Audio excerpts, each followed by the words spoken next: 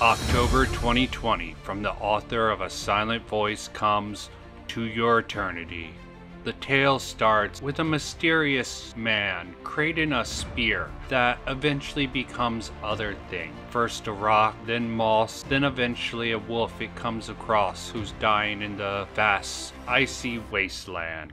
That wolf, who is that being, wanders until he meets a boy who believes it's his only companion in the barren, cold wasteland. The boy dies after searching for his family, who themselves probably died searching for a better place to live. I should have probably put spoilers in front of that statement, but this is really just a prelude to the shape-changing immortal's long life. Much like the writers Yoshi Toki's previous work, this story has a somber tone that's very bittersweet. The immortal meets many people, and after they pass away, he acquires the ability to change itself into them.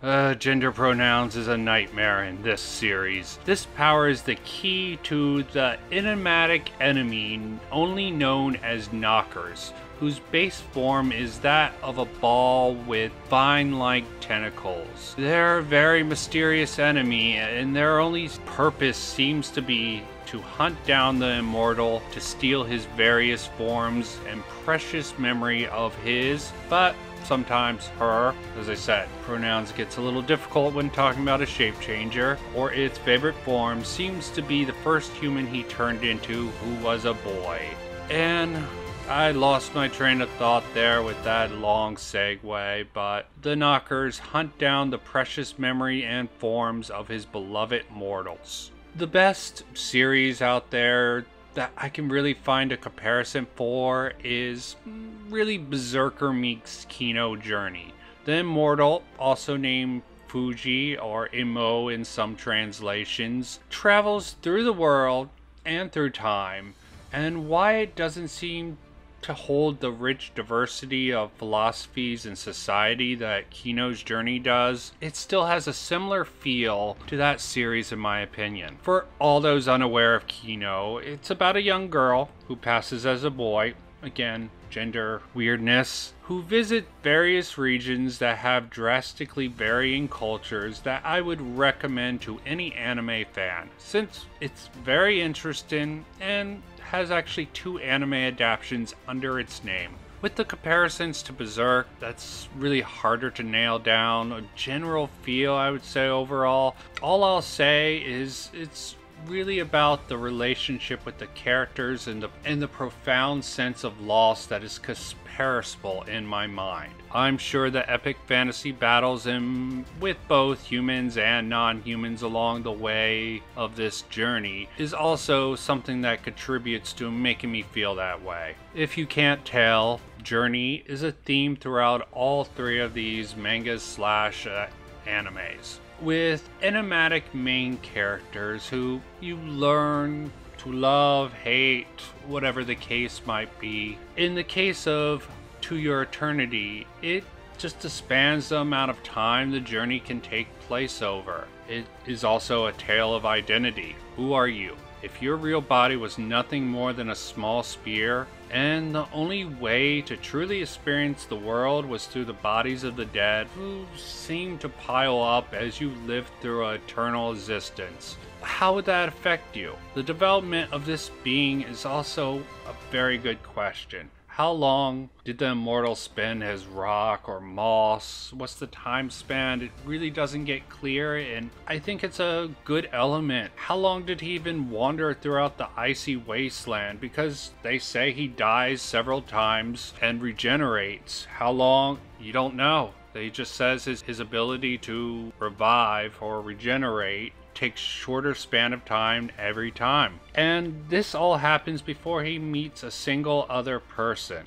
Being a wolf before, the immortal didn't even learn to speak, and is taught by a girl well below the age of 10 the beginnings of speech and how you can eat fruit found in the trees. His primary diet, I believe, was fish before. So there's so much he doesn't know, and there's so much more. But again, I will be moving into minor spoiler territory in this sort of overview of this series. They come across a official after witnessing the Immortals' battle with a enormous bear in his wolf form. Fushi and a couple of local tribes people get taken to what passes as a city in this unknown era where they're all in prison. Naivety of youth is also a large portion of the story. In the beginning, it's not only reflected in the young immortal, but in the people he meets. Almost to counterpoint this, they have several much older characters introduced into the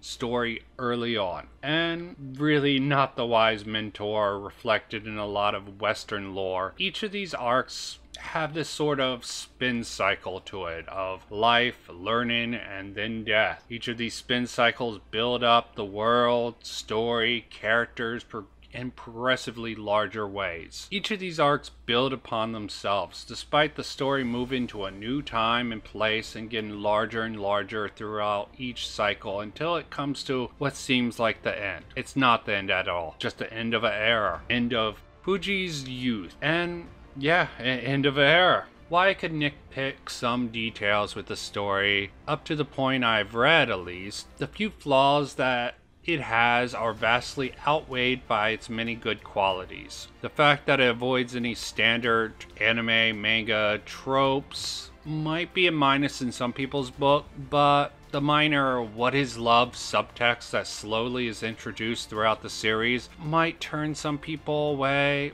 but it suits my taste. The drastic tone shifts every arc also might be a problem for some members of the audience, but only narrative problems that I could find was probably in the last two arcs of what I'm calling the first era. As for the new era, that remains to be seen. Other than that, it's a solid series with an engaging storyline that builds upon itself rather effectively, and it has great emotional beats, unique supernatural battles, and a flawed but likable cast of characters. As for the anime adaptation, I have high hopes. The director, forgive me for butchering this pronunciation, Murata, I'm just gonna put it on the screen. The director, look it up on my anime list, has a lot of credits from Naruto to Serial Experiment Lane as a director, and plenty of other roles in some of my most favorite, although admittedly,